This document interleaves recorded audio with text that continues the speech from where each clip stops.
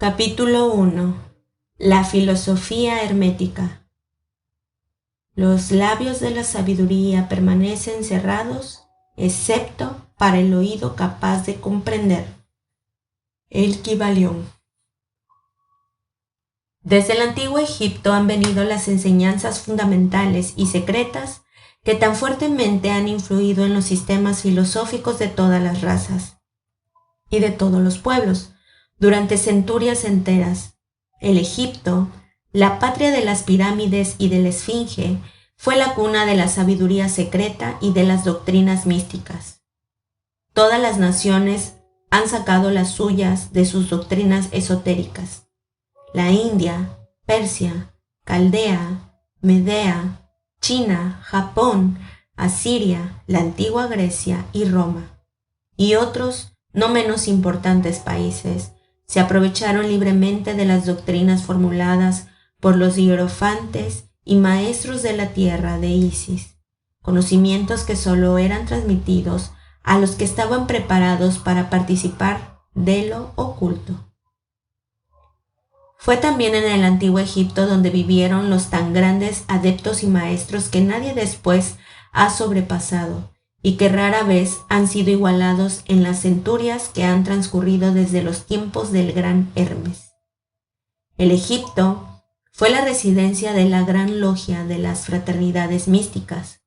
Por las puertas de su templo entraron todos los neófitos que, convertidos más tarde en adeptos, hierofantes y maestros, se repartieron por todas partes llevando consigo el precioso conocimiento que poseían y deseando hacer partícipe de él a todo aquel que estuviera preparado para recibirlo. Ningún estudiante de ocultismo puede dejar de reconocer la gran deuda que tiene contraída con aquellos venerables maestros de Egipto. Pero entre esos grandes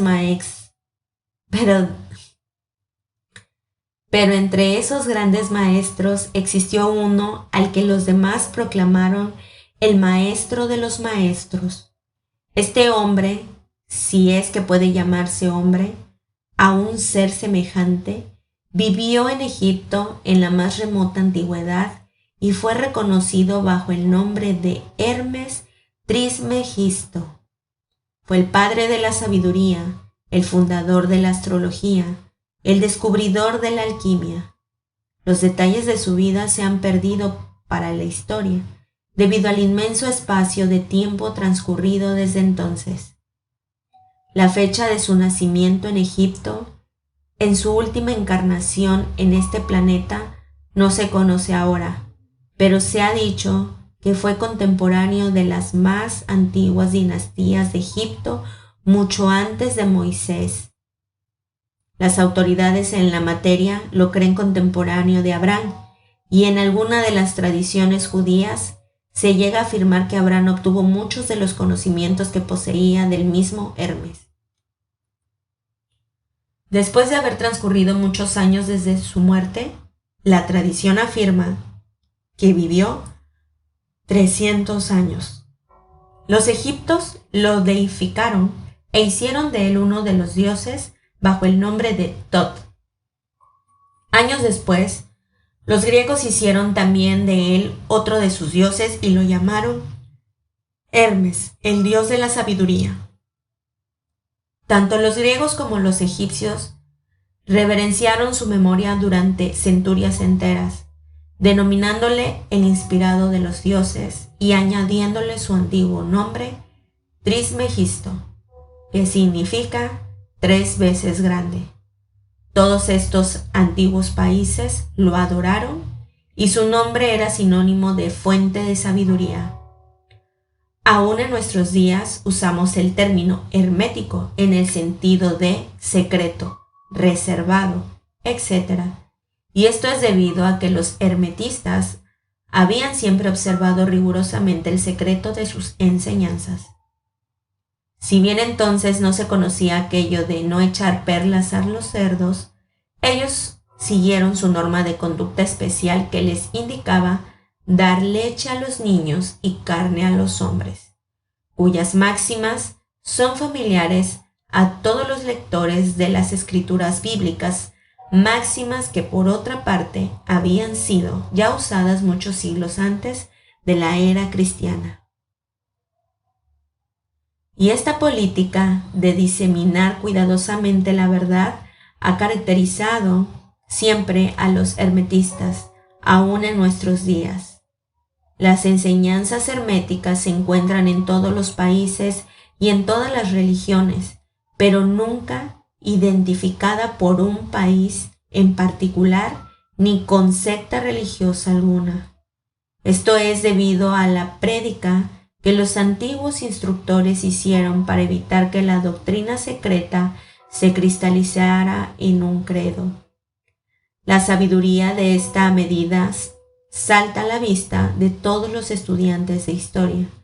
El antiguo ocultismo de la India y la Persia degeneró y se perdieron sus conocimientos, debido a que los instructores se habían convertido en sacerdotes y mezclaron la teología con la filosofía, siendo su inmediata consecuencia que perdieron toda su sabiduría, la que acabó por transformarse en una cantidad inmensa de supersticiones religiosas, cultos, credos y dioses.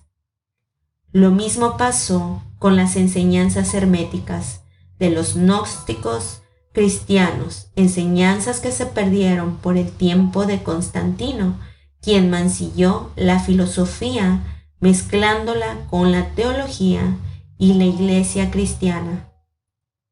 Perdió entonces su verdadera esencia y espíritu, viéndose obligada a andar a ciegas durante varios siglos, sin que hasta ahora haya encontrado su camino, observándose actualmente que la iglesia cristiana está luchando nuevamente por aproximarse a sus antiguas enseñanzas místicas.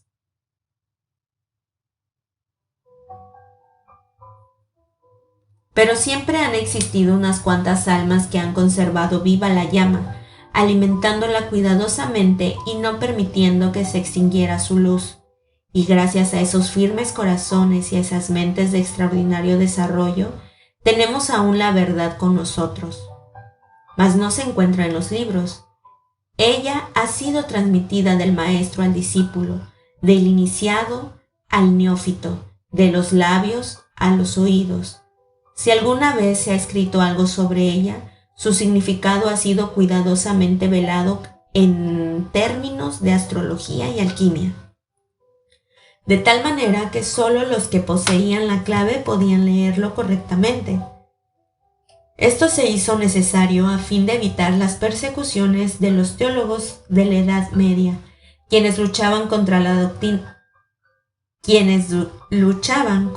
doctrina secreta a sangre y fuego. Aún en nuestros días nos es dable encontrar algunos libros valiosos de filosofía hermética, pero la mayor parte se ha perdido. Sin embargo, la filosofía hermética es la única clave que puede abrir las puertas a todas las enseñanzas ocultas. En los primeros tiempos existió una compilación de ciertas doctrinas herméticas que eran las bases fundamentales de toda la doctrina secreta y que habían sido hasta entonces transmitidas del instructor al estudiante. Compilación que fue conocida bajo el nombre del Kybalión, cuyo exacto significado se perdió durante centenares de años. Sin embargo, algunos que han recibido sus máximas de los labios a los oídos las comprenden y las conocen. Sus preceptos no habían sido escritos nunca hasta ahora. Son simplemente una serie de máximas y axiomas que luego eran explicados y ampliados por los iniciados. Estas enseñanzas constituyen realmente los principios básicos de la alquimia hermética, la que, contrariamente a lo que se cree, está basada en el dominio de las fuerzas mentales, más bien que en el de los elementos materiales, en la transmutación de una clase de vibraciones mentales en otras, más bien que en el cambio de una clase de metal en otro. La leyenda acerca de la piedra filosofal que convertía todos los metales en oro era una alegoría relativa a la filosofía hermética, alegoría que era perfectamente comprendida por todos los discípulos del verdadero hermetismo.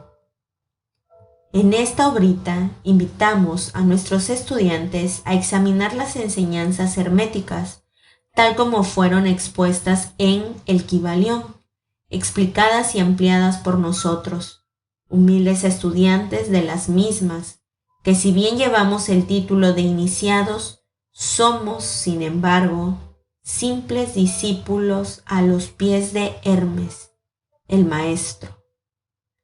Transcribimos aquí muchas de las máximas y preceptos del Kybalión, acompañadas por explicaciones y comentarios que creemos y ayudarán a hacer más fácilmente comprensible esas enseñanzas por los hombres modernos, especialmente teniendo en cuenta que el texto original ha sido velado a propósito con términos oscuros y desconcertantes. Las máximas originales, axiomas y preceptos del Kybalión están impresos con otro tipo de letra.